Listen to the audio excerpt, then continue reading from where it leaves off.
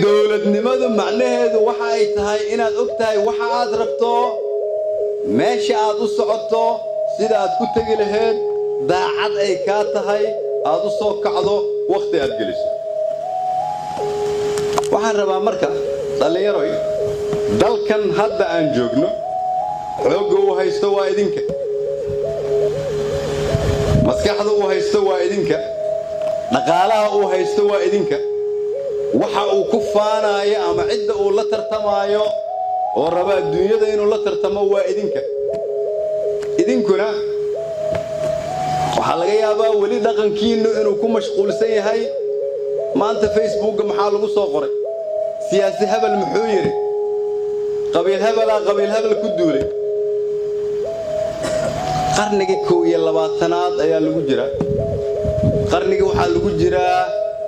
aadan noolaan karin haddii aadan aqoon lahayn aad u baahan tahay si aad u noolaato inaad xirfad leedahay